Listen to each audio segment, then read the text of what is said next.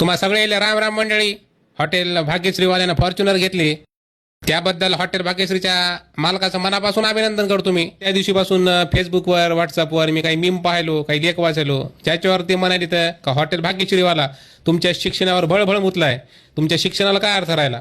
म्हणजे काहीच न शिकून हॉटेल भाग्यश्रीवाल्यानं फक्त हॉटेलच्या जोरावर फॉर्च्युनर काढलेली आहे आणि तर उच्च शिक्षण घेऊन नोकरी करून साधी वॅगनर घेणं होणे माणसाला. त्यामुळे आपल्या गावातले काही जे पोरं आहेत ते म्हणाले का बा आता आम्ही शिक्षण सोडून देतो आणि हॉटेल भाग्यश्रीवाल्यासारखं एखादं हॉटेल टाकतो आणि डायरेक्ट फॉर्च्युनर काढतो म्हणाले तर. पण मला असं वाटतं की हे चुकीचं आहे. म्हणजे शिक्षणाला आपण प्राधान्य दिलं पाहिजे, महत्व दिलं पाहिजे. त्या संदर्भात आपले हॉटेल व्यावसायिक सोपानराव आघाव इथं आलेले आहेत. आपण सोपानला विचारू का नेमकं हॉटेल टाकावं का शिक्षण घ्यावं. तुम्हाला सगळ्यांना माहित असेल का जिंतूर हिंगोली रोडवर सोपानचं हॉटेल आहे मटणाचं. सोपान पुढचं तू बोल आता. धन्यवाद तात्या, धन्यवाद. तर मंडळी राम राम. तर मंडळी तुम्हाला तर माहिती आहे का हिंगोली औंढा रोडवर सगळ्यात जास्त चालणारं हॉटेल आपले. खरं तर मला पहिल्यापासून हॉटेल टाकायचं नव्हतं तात्या. तुम्हाला सांगतो मला MPSC करायची होती आणि पुण्याला जाऊन MPSCचे क्लास लावा असं मला वाटू लागलं. मी म्हणजे पैसा गिजा सगळा जमवून ठेवला होता. पण फाटकं जीवन्या म्हणजे जीवन आगाव मला म्हणे की MPSCचे क्लास लावून काही मतलब नाही म्हणे.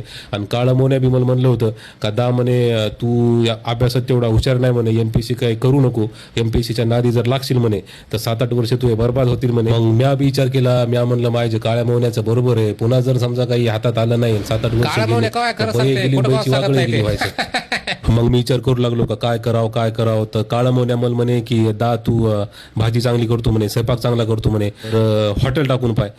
पण भाग्यश्रीवाल्यांची काही फॉर्च्युनर घेतलेली आहे तेव्हापासून पोरायला असं वाटायलंय का हॉटेल लाईनला सोपी आहे. तर सोपी बी नसती, मेहनत करणं लागती. आता मी स्वतः भाज्या हाणत असतो, मटन गिटन रस्सा गिस्सा सगळं मी जातीनं करत असतो. ते मला येतंय म्हणून जमतंय. पण तेवढा बी पैसा हॉटेल लाईनमध्ये आहे असं मला वाटत नाही. म्हणजे चढ उतार प्रत्येक धंद्यामध्ये असतेच. सगळ्यात महत्त्वाचं म्हणजे आधी शिक्षणाला प्राधान्य द्या. हे फक्त हॉटेल टाकून तुम्हाला जर वाटत असेल का शिक्षणाची काही गरज नाही तर तसं नसते. पण हॉटेल चालवायचं म्हणजे बी लय परेशानी असते. ते काही सोपं काम नाही. ते वाटतंय तेवढं नाही का? सोपं तर काहीच नाही रे.